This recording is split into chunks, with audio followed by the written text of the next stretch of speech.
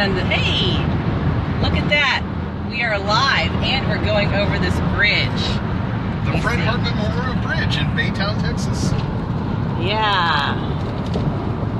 We are on our way to the Republican National Committee meeting in Washington, D.C. While we're being panoramic, that over there is the San Jacinto Monument at the San Jacinto Battlefield. San J. Yep. San Jack. All right. Cool. All right. Well, everybody say hi to Jeff. Jeff Larson. This is the Texas Jeff Larson.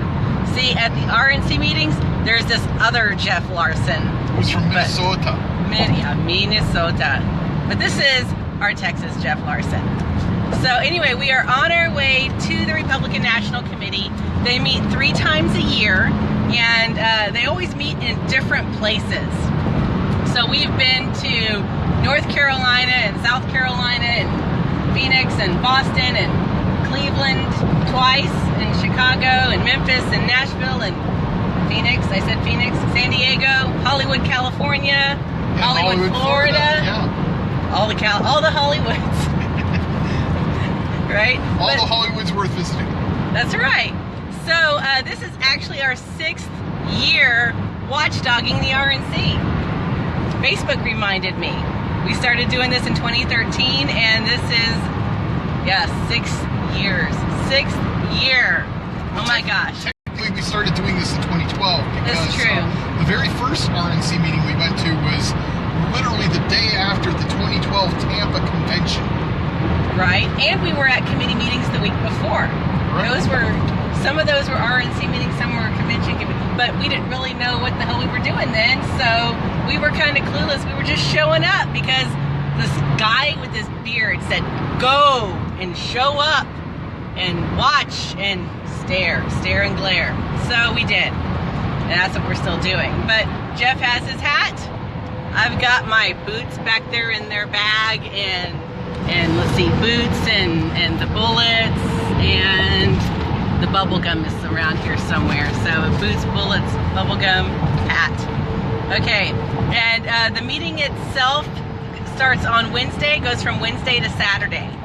We're driving up early because we both hate the TSA and try to avoid them at all costs.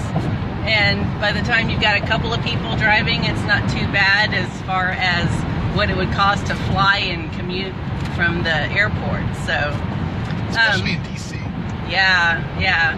And we've got a nice conservative Airbnb set aside so we don't have to stay in this stupid expensive hotel. But yeah, so there's this, they always hold these in these hoity-toity hotels, and none of us ever really stay there because it's too expensive. We aren't paid to do this. Unless you like paying $350 a night for a hotel room, which I don't. No. I mean, I love staying in those kind of hotel rooms, but not on my money. Right? I can think of other things I'd much rather spend $300 on. So anyway, so we go to watchdog these meetings. There's not a lot of coverage of the different committee meetings. There's a lot of press that will be there, for the general session on Friday, but in a lot of these are actually closed press meetings, so I can't really stream them, and the press isn't even allowed in those rooms. So we go, we pay attention, we try to bring that information back to Republicans here in Texas and let them know what's going on at the national level, because stuff is happening and it's either being done for you or to you, and you might want to know the difference. And Amy, I'd like to tell our viewers out there that those committee meetings are very important because that's where all the decisions really happen. By the time you get to that general session on Friday, all the deals have already been cut, and it's largely a formality that you see if you even watch the coverage. So that's why we like to go to the other meetings to find out what's really going on. Yeah, that's the rubber stamping session. And if you've ever gone to city council meetings or school board meetings, same thing. All the discussion happens in the smaller committee meetings, and by the time you get to the main meeting, it's already decided. They pretty much already know who's going to move in second to everything. So when they say, well, we're going to have a public hearing, it's like, we're going to investigate ourselves and find no evidence of wrongdoing, stuff like that. So anyway, the whole purpose of the Republican National Committee is to get Republicans elected at the federal level and put on the national convention every 4 years.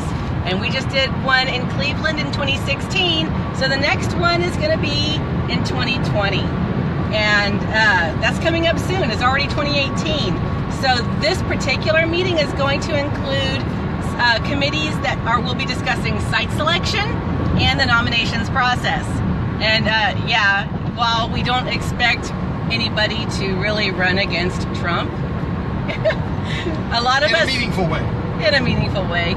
A lot of us do remember when the debate committee put together their rules for debate, including a percentage that the candidates had to reach to be included in the debates. And we had the chance to actually ask Rand Paul, as a candidate back then, what he thought about those percentages, because Priebus had told us that all the candidates were aware of this and agreed to the percentage thing. And Rand very clearly and very confidently told us, oh, that's not a problem. I don't think I'm going to have a problem at all getting into these debates. Not how it played out, huh? Well, but the thing is, if you ask all 17 of the candidates who ran last time, each one would tell you he was going to be the next president of the United States, or she, in the case of, Carly. Yeah. Yeah. But anyway, so when we go to these things, the Republican National Committee itself is comprised of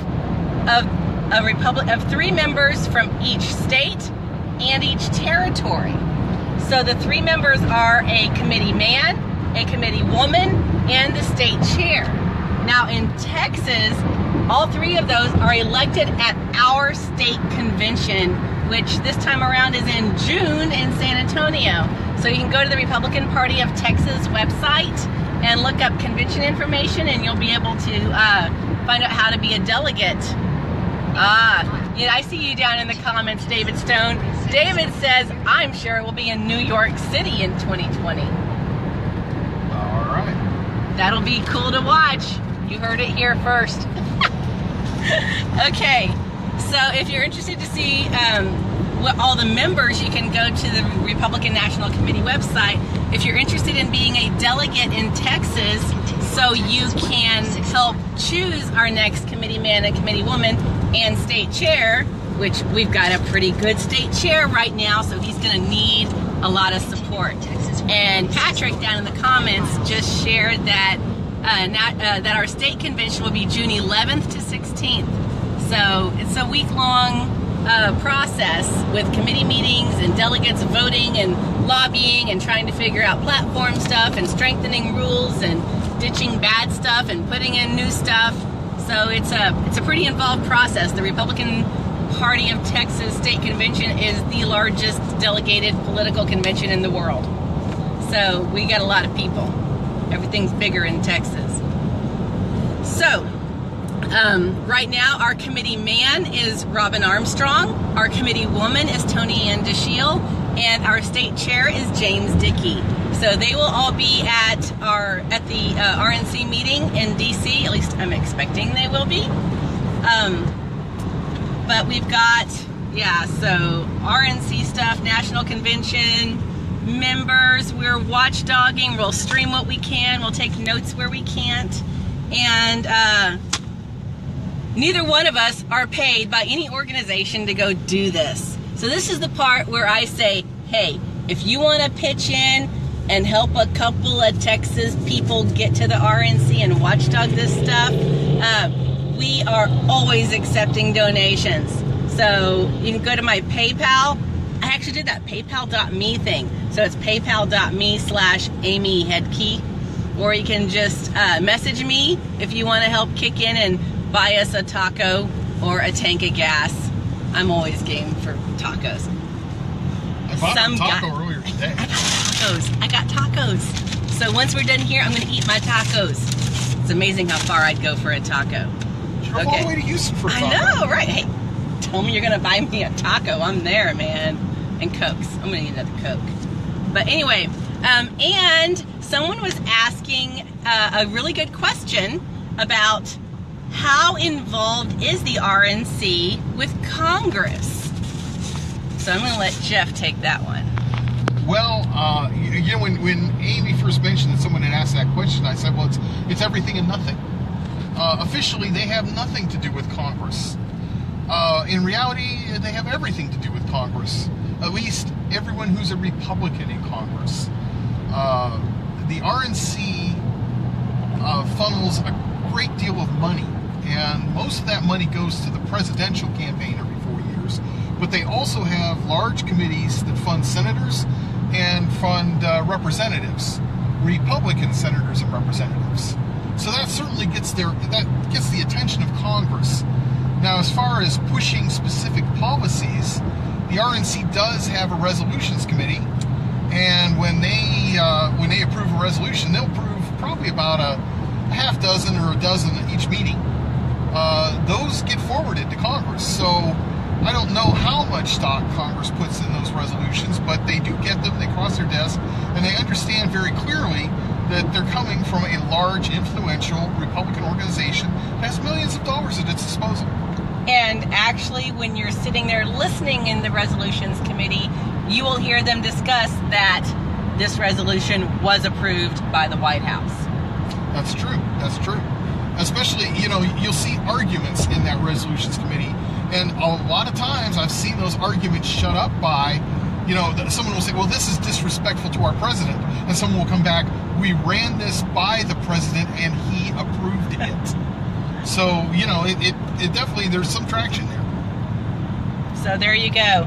And I remember I personally had a chance to take the mic at one of their open mic sessions where they were allowing questions. And I asked the panel, which included Priebus, what do you do when you've got a bunch of Republicans that aren't following your platform? And I gave some pretty specific examples, and including, that was the same time McCain was pushing gun control stuff. And Priebus took the mic and he says, we support our Republicans. If they have an R behind their name, we support them. So it's all about the letter R. So, we're kind of at the point where this isn't a political party anymore, it's Sesame Street.